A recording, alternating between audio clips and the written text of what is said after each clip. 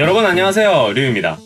여러분, 어릴 때 외국어를 공부해야지 외국어를 모국어 레벨만큼 구사할 수 있다는 그런 이야기 정말 많이 들어보셨을 거예요. 한때 이 이야기가 전국적으로 퍼져서 너도 나도 자신의 자녀들을 조기 유학을 보내는 붐이 일기도 했었습니다. 그렇다면 이 이야기는 도대체 무엇을 근거로 해서 어디에서 나온 이야기일까요? 언어 습득과 임계기 가설의 첫 번째 이야기 시작하도록 하겠습니다.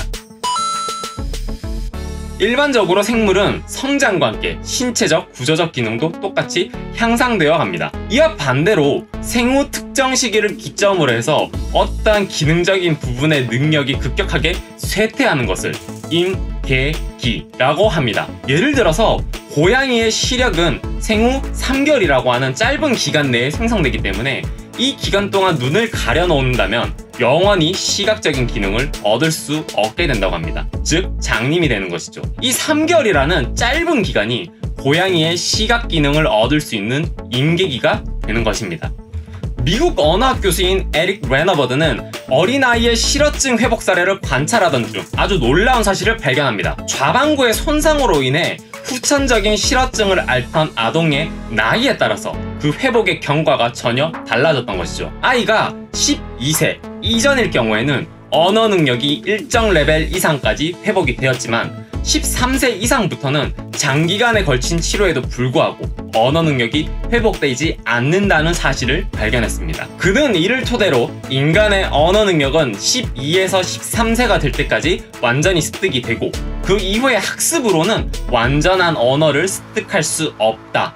즉 정해진 기간 내에만 언어 습득이 가능하다고 하는 언어 습득의 임계기 가설 Critical Period Hypothesis on Language Acquisition, 줄여서 CPH, 다시 줄이면 C를 주장합니다. 그렇다면 왜 12세를 전후로 해서 언어 능력이 급격하게 쇠퇴를 하는 것일까요? 그는 생물학적인 이유를 그 근거로서 제시를 합니다. 생물학적으로 인간의 언어 능력 기능은 좌뇌가 담당합니다. 하지만 신경 언어학자들의 주장에 따르면 어릴 때는 좌뇌와 우뇌가 큰 구분 없이 사용되는데 그로 인해서 좌뇌의 언어 관장 영역에 손상을 입는다고 하더라도 다른 부분이 언어 습득의 기능을 대신하면서 언어 능력을 회복할 수 있게 만들어진다고 합니다. 이러한 기능적인 유연성으로 인해서 아이 때는 언어 습득을 폭발적으로 진행을 하게 되는 것이죠. 그런데 성장함과 동시에 좌뇌와 우뇌의 기능적인 역할은 분담되기 시작합니다. 이를 두뇌의 측면화라고 합니다. 이로 인해서 두뇌의 유연성은 감소하게 됩니다. 이러한 측면화가 완성되기 시작하는 시기가 12세에서 13세 즈음이고 이가 곧 임계기의 경계가 된다고 하는 것이 그의 주장이죠.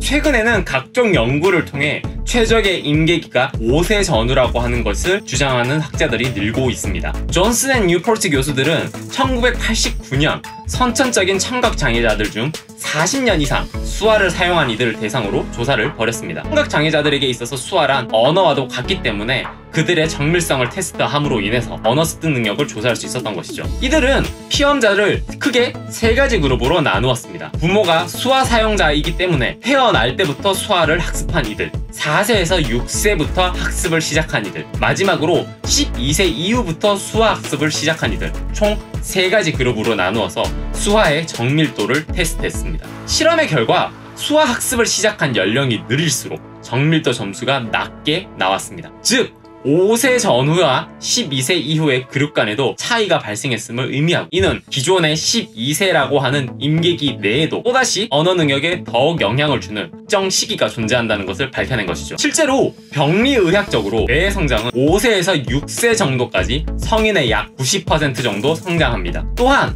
뇌의 유연성은 8세에서 9세를 기점으로 해서 급격하게 떨어진다고 하는 것이 연구 결과 밝혀졌죠. 이러한 생리학적 그리고 실험적인 결과를 이유로 인해서 최근에 학자들은 임계기 가설과 뇌의 성장을 토대로 5세 전후를 언어 습득의 최적기로 보고 있고 12세 이전에 언어를 배워야 한다고 주장을 하고 있습니다.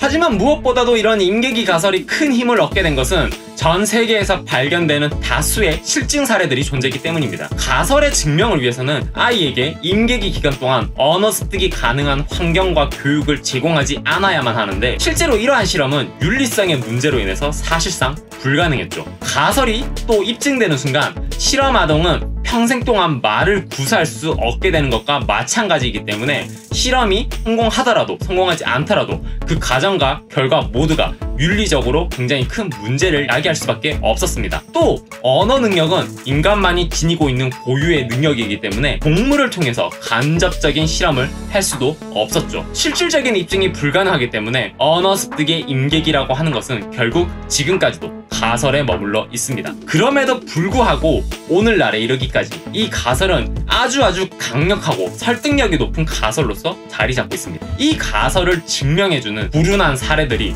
속속들이 등장했기 때문이죠. 바로 야생아와 감금 합대 아동들의 사례입니다. 다음 시간에는 임계기 가설을 증명하는 각종 사례들에 대해서 알아보도록 하겠습니다. 지금까지 류였습니다.